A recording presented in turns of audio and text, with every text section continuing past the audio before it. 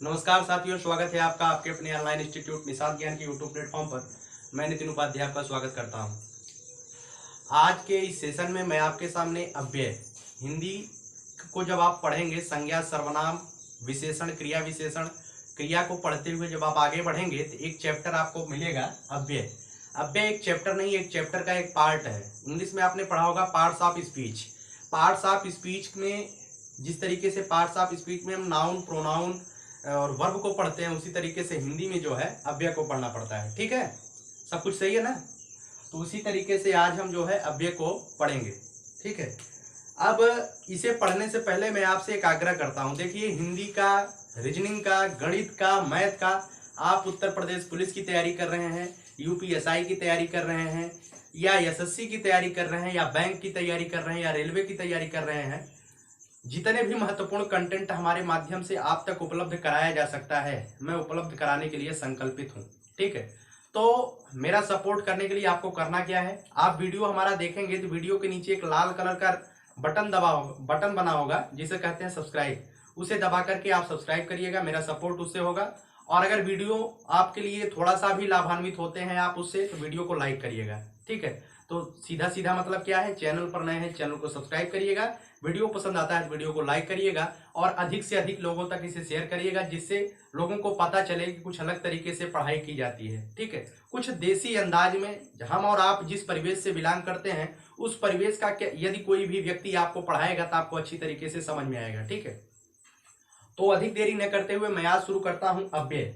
अव्यय देखिए, हिंदी का एक ऐसा चैप्टर होता है जिसे हम लोग बहुत हल्के में ले लेते हैं, अव्यय अव्यय बोल करके इसे समाप्त कर देते हैं। लेकिन अव्यय, मैं मानता हूं, पार्ट्स ऑफ स्पीच का जब आप हिंदी पढ़ेंगे तो अव्यय जो है सबसे थोड़ा सा क्लिष्ट टॉपिक जरूर होता है। ठीक है, थोड़ा सा समझने में आपको प्रॉब्लम हो सकती है अव्यय की। ठीक है, तो चलिए अव्यय को सबसे पहले हम समझते हैं। अव्यय जो है अ और व्यय, दो शब्दों से मिलकर बना है, अ और व्यय से। ठीक है, इसका क्या मतलब हुआ? इसका मतलब है कि कोई चीज व्यय ना हो। ठीक है, जब कोई शब्द व्यय न हो, व्यय माने खर्च, आ माने नहीं, जब कोई चीज खर्च नहीं होता है, जब कोई चीज व्यय नहीं होता, वो क्या कहलाता है? अव्यय कहलाता है। ठीक है, देखिए, जैसे इसकी परिभाषा क्या है, इसकी परिभाषा आप लोग लिख लीजिए। जिस शब्द पर किसी लिंग, वचन, कारक, किसी लिंग, वचन, कारक आदि का कोई प्रभाव नहीं पड़ता है, आदि का कोई प्रभाव नहीं पड़ता है। मैं लिख दे रहा हूं, इसे ध्यान से देखिएगा, कोई प्रभाव नहीं पड़ता है, क्या कहलाता है? अव्यय कहलाता है। एक बार पुनः आप देखिए, जिस शब्द पर किसी लिंग, वचन, कारक आदि का कोई प्रभाव नहीं पड़ता है, क्या कहलाता है? अव्यय कहलाता है। ध्यान रखिएगा, एक क्वेश्चन आता है, अव्यय कैसा शब्द है? जब उस पर किसी लिंग, किसी वचन, किसी कारक का कोई प्रभाव नहीं पड़ रहा है, कोई विकार नहीं उत्पन्न हो रहा है उसमें, तो अव्यय कैसा शब्द हुआ? अव्यय एक अविकारी शब्द हुआ। ध्यान रखिएगा, अव्यय कैसा शब्द है? अव्यय एक अविकारी शब्द है। ठीक है, क्वेश्चन यहां से पूछा जाता है, अव्यय कैसा शब्द है? तो अव्यय एक अविकारी शब्द है। जैसे एक अव्यय में बताता हूं अविकारी क्यों है। ठीक है, एक अव्यय में बताता हूं, एक अव्यय है कब। कब अव्यय है। अब इसे समझने के लिए आपको करना क्या है, एक मैं उदाहरण देता हूं। मोहन कब जाएगा, क्या है? मोहन कब जाएगा, ये उदाहरण है। उदाहरण के माध्यम से समझाने का पूरा मैं प्रयास कर रहा हूं। देखिए, मैंने लिखा मोहन कब जाएगा, यहां पर प्रश्नवाचक चिन्ह लगाता हूं, मोहन कब जाएगा। अब यहां पर मैंने बताया कब जो है क्या है? अव्यय है। क्या है? अव्यय है। अब बताइए, मैंने लिखा है इसकी परिभाषा में, जिस शब्द पर किसी लिंग, वचन, कारक आदि का कोई प्रभाव न पड़े। मैं यहां पर मोहन लिखा हूं, मोहन कब जाएगा। ठीक, अगर मैं यहां पर लिख देता हूं रीना कब जाएगी, क्या लिखता हूं? रीना कब जाएगी। आप बताइए, कब पर कोई फर्क पड़ा? कब जैसे पुल्लिंग में लिखा गया था, वैसे ही कब लिखा गया है? रीना पर। ठीक है, अर्थात इस पर जो है लिंग का कोई प्रभाव नहीं पड़ रहा है। ठीक है, ठीक है, इसे ही समझने का प्रयास करिए। मैं लिंग के माध्यम से आपको समझाने का प्रयास किया है। देखिए, जैसे मैंने लिखा मोहन कब जाएगा। ठीक है, तो यहां पर जो कब शब्द है ये अव्यय है। क्या है? अव्यय है। क्यों अव्यय है? क्योंकि मैंने लिखा मोहन कब जाएगा, तब भी यहां पर कब ही लिखा गया है। अब यहां पर मैंने इसके लिंग में परिवर्तन कर दिया, मैंने कहा रीना कब जाएगी, ठीक है, लेकिन यहां कब का कभी तो हुआ नहीं, कब का कबा नहीं हुआ, कब का कभी नहीं हुआ, कब वैसे का वैसे ही बना हुआ है। इसी वजह से इसे अव्यय कहा जाता है, क्योंकि यह खर्च नहीं होता है, इसमें कोई परिवर्तन नहीं होता है। ठीक है, समझने का पूरा पूरा आप लोग प्रयास करिएगा। जैसे मैं एक अव्यय और लिखता हूं, और शब्द एक अव्यय है, और शब्द एक अव्यय है। मैं अगर लिखता हूं राम और लक्ष्मण जाएंगे, राम और लक्ष्मण जाएंगे, ठीक है। अब यहां पर मैं एक शब्द और लिखता हूं, सीता और गीता जाएंगी, सीता और गीता जाएंगी।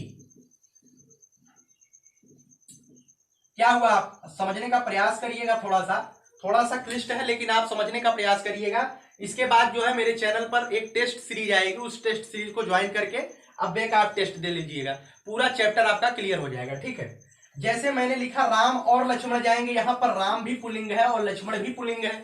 अब यहां पर मैंने लिखा सीता और गीता जाएंगी, क्या लिखा? सीता और गीता जाएंगी। यहां पर जो और शब्द है, यहां पर स्त्रीलिंग में भी और उसी तरीके से आ रहा है, पुल्लिंग में भी और उसी तरीके से आ रहा है। क्या और में कोई परिवर्तन हुआ? नहीं हुआ। लिंग का कोई प्रभाव नहीं पड़ता है, वचन का कोई प्रभाव नहीं पड़ता है, कारक का कोई प्रभाव नहीं पड़ता है। उम्मीद है कि आप लोग अव्यय को समझ गए होंगे। देखिए, यह अव्यय जो होता है, अपरिवर्तन होता है, अपरिवर्तित। मैं लिख दे रहा हूं, अपरिवर्तित मतलब एक बार जैसे लिख दिया गया वैसे ही लिखा रहेगा। अपरिवर्तित होता है, अव्यय होता है, ठीक है, अव्यय होता है।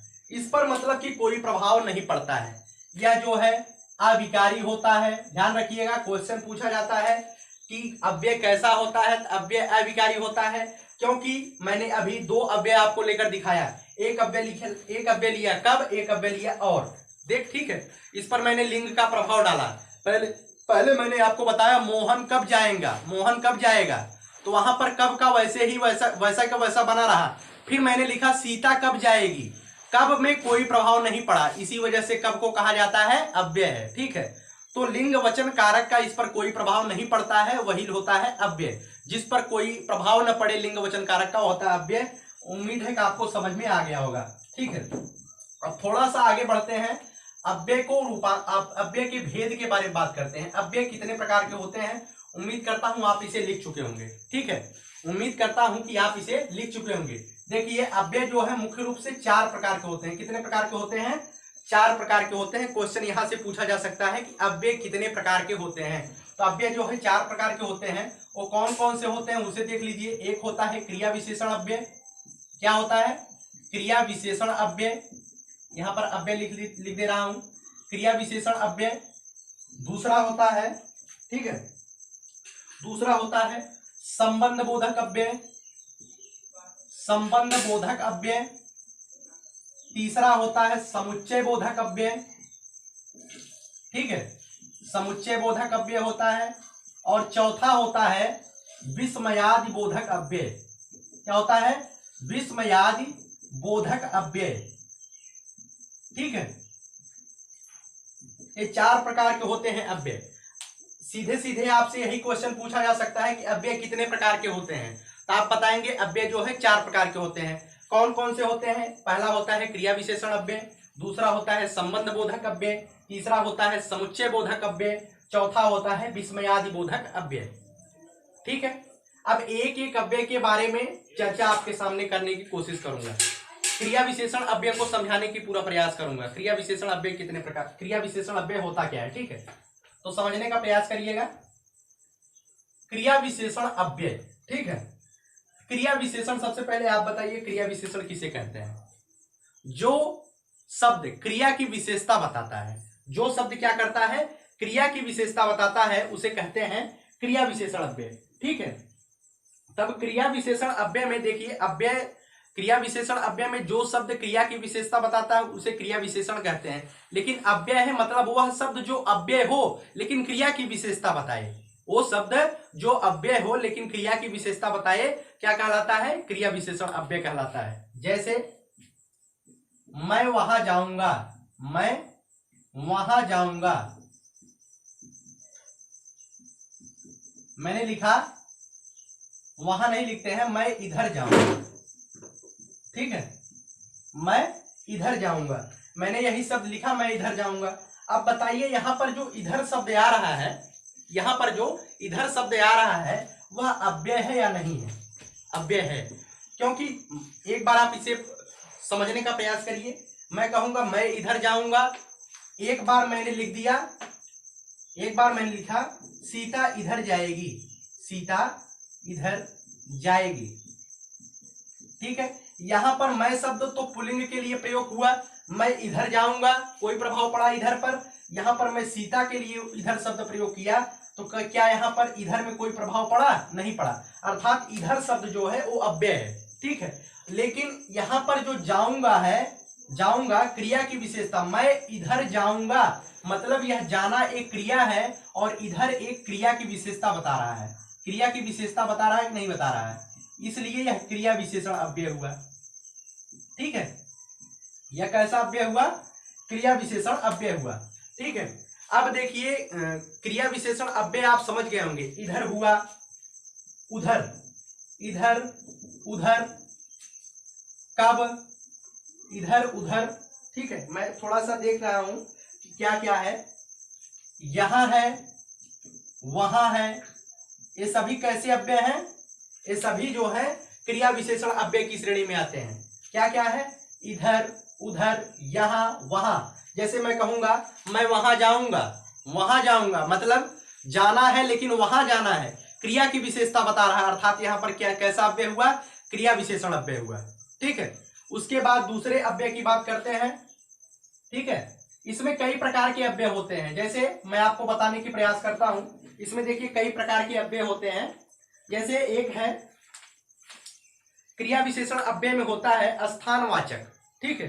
क्रिया विशेषण अव्यय जो है कई पार्टों में बटे हुए हैं, बहुत आसान है आपको समझना। क्रिया विशेषण अव्यय जो है स्थानवाचक एक होता है, एक होता है कालवाचक, ठीक है। स्थानवाचक में क्या हुआ? यहां वहां इधर उधर मैंने बताया, ठीक है। एक होता है दिशावाचक, सॉरी एक होता है दिशावाचक, ठीक है। दिशावाचक में क्या क्या हुआ? इधर उधर हुआ। ये सभी जो है आपको समझने में कोई आसानी होगी। जैसे मैंने कहा मैं आज जाऊंगा, क्या लिखा? मैं आज जाऊंगा। अगर आपसे पूछूंगा, मैं लिख के दिखा दे रहा हूं, जैसे मैं लिखा मैं आज जाऊंगा, ठीक है, मैं आज जाऊंगा। अगर यहां पर आज शब्द मैंने इस्तेमाल किया, यह अव्यय है कि नहीं है? आप बताएंगे अव्यय है। लेकिन अगर आपसे पूछा जाएगा यह कैसा अव्यय है, अगर मैं यहां पर लिख देता हूं कालवाचक अव्यय, क्या है? कालवाचक अव्यय। क्या है? आप समझ नहीं पाएंगे, यह समय को बता रहा है। आज किसको बता रहा है? यह समय को ही बता रहा है, कालवाचक अव्यय हुआ। जो अव्यय के पार्ट दिए गए हैं, ये सभी पार्ट आपको रटने की आवश्यकता नहीं है। जो पार्ट मैंने कलेक्शन किया है, इस सभी पार्टों को रटने की आपको आवश्यकता नहीं है, ठीक है। ये सभी पार्ट आपको आसानी से याद हो जाएंगे। हो सकेगा तो मैं स्लाइड के माध्यम से इधर बता दूंगा कौन सा कैसा अव्यय है, ठीक है। आप देख लीजिएगा, इसे यहां पे लगा दिया जाएगा। क्रिया विशेषण अव्यय में यहां, वहां, भीतर, बाहर, इधर, उधर, ये सभी क्रिया विशेषण अव्यय होते हैं। और क्रिया विशेषण अव्यय के बाद जो अव्यय आता है वो होता है संबंध बोधक अव्यय, ठीक है। तो संबंध बोधक अव्यय आपको समझना आवश्यक है।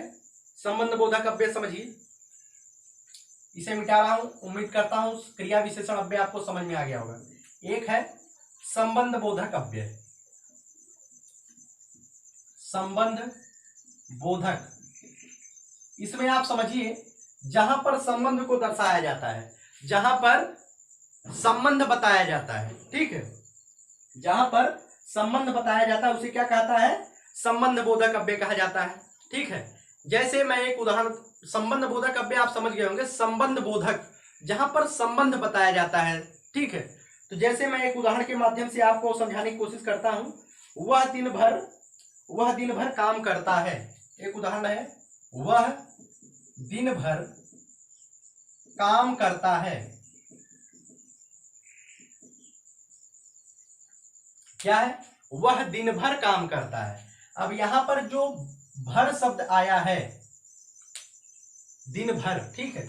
यहाँ जो भर शब्द आया है यह क्या है, अव्यय है, ठीक है। लेकिन यह संबंध को दिखा रहा है, वह दिन भर काम करता है, अर्थात पूरे दिन काम करता है। समझ में आया आपको, वह दिन भर काम करता है। यहाँ पर जो भर शब्द इस्तेमाल हुआ है यह जो है संबंध दिखा रहा है कि वह दिन भर काम करता है। एक उदाहरण और आप देखिए, मनुष्य पानी के बिना जीवित नहीं रह सकता है। एक उदाहरण और है, मनुष्य पानी के बिना जीवित नहीं रह सकता है।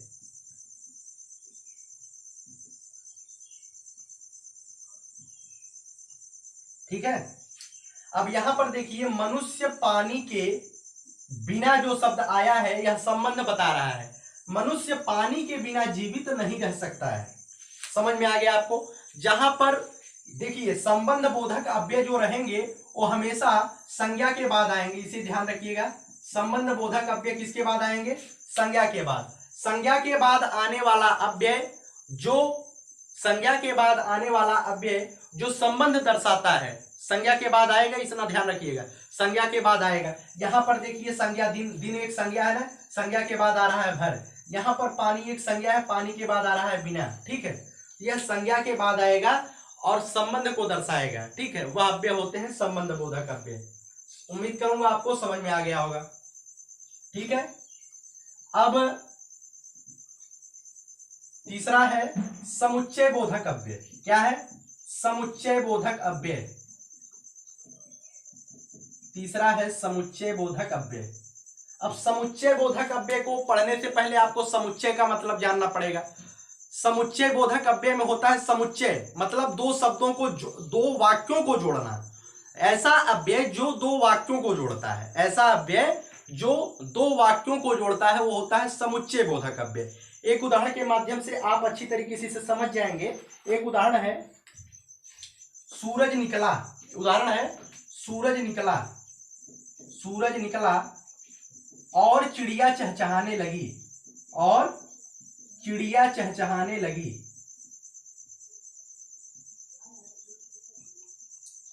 देखिए अव्यय थोड़ा सा समझने में आपको प्रॉब्लम हो रही होगी, लेकिन एक ऐसा चैप्टर ही है जो थोड़ा सा समझने में दिक्कत होती है। एक बार में नहीं समझ में आता है, दूसरी बार आप समझिए।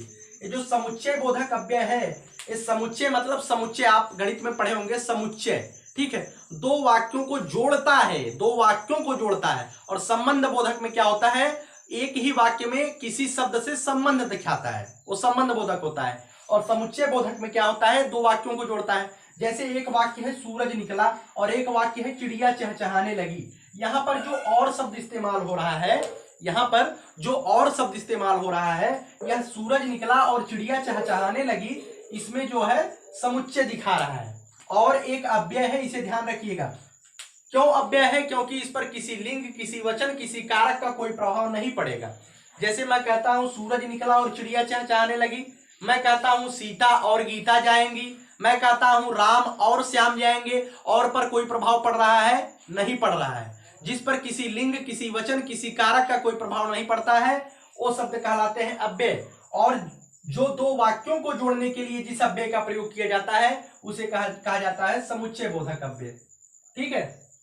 अब चौथा अव्यय है, बहुत ही आसान है चौथा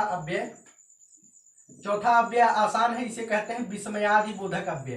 क्या कहते हैं, विस्मयादि बोधक अव्यय, ठीक है। अब देखिए विस्मयादि बोधक अव्यय क्या हुआ, यहां पर विस्मय का मतलब क्या होता है, आश्चर्य। इसे ध्यान रखिए, विस्मय का मतलब होता है आश्चर्य, ठीक है। जहां पर आश्चर्य आपको दिखाई दे, जैसे एक अव्यय में लिखता हूं अरे यह क्या हुआ, मैं लिखता हूं अरे यह क्या हुआ, तो आप इसे समझ रहे होंगे। विस्मय वाले चिन्ह को आप समझते हैं, विस्मयादि बोधक चिन्ह ही है। इसके बाद जो है अरे यह क्या हुआ, ठीक है। एक उदाहरण और लिखता हूं, हाय वह चल बसा। अब यहां पर जो अरे आ रहा है, यहां पर जो हाय आ रहा है, अरे, हाय, ओहो, ये शब्द जो होते हैं ये विस्मयादि बोधक में प्रयोग होते हैं। अब विस्मयादि बोधक बहुत ही आसान है, इसे समझने में आपको थोड़ी सी भी कोई प्रॉब्लम नहीं होगी। समझ में आ गया आपको?